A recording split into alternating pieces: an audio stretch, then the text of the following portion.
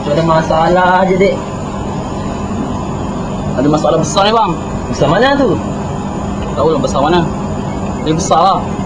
Oh. Saya ni dari dulu lagi namanya Islam. Tetapi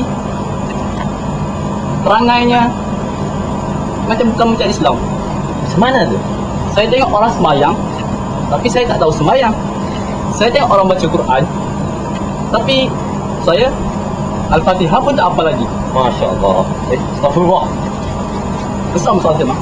Besar sangat lah tu. Ini macam mana bang?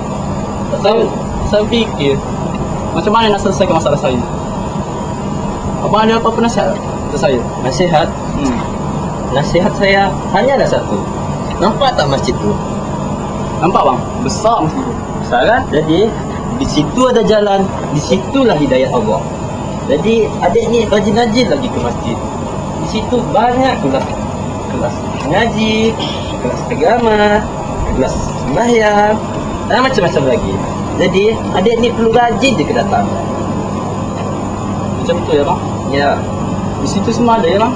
semua masalah semua selesai. Package yang lengkap. Package lengkap, sempurna, perfect lagi, terbaik lagi. Terima kasih ya bang. Okey. Mungkin lepas ni boleh saya baiki diri saya. Mungkin saya perlu cari apa yang perlu ada dalam hidup saya.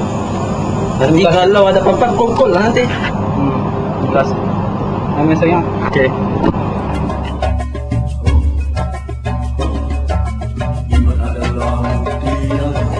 Dik, boleh tengok Dik.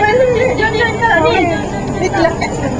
Lepas. Ya, baik tak kita dapat ni. Adik memang heaven gila Dik. Adik akan jumpa artis-artis. Memang seronok gila Dik. Adik kita. Nama famous. Joget-joget.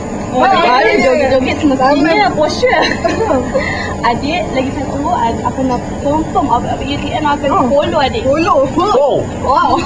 Jadi peminat lah kau. Tapi macam mana lah? Kalau ada tak yang apa tu? Orang panggil hiburan untuk Islam ada? Kami tak ada kat situ Dik. Tapi kami ada joget.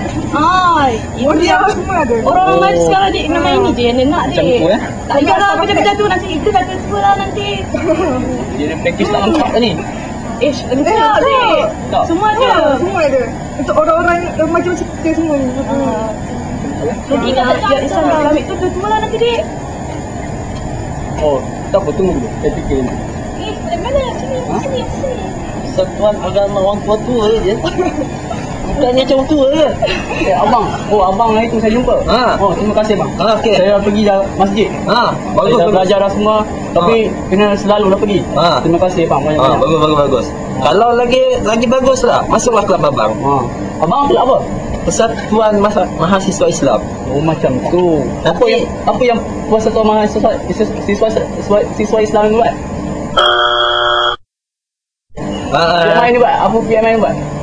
Itu apa sebenarnya? Saya tak faham juga. Saya nak tahu apa yang dia buat. Persatuan ni akan memberikan adik maklumat terkini tentang agama Islam, tentang agama-agama, tentang hadis, macam-macam lagi lah. Jadi adik ni just follow je. Macam tu ya?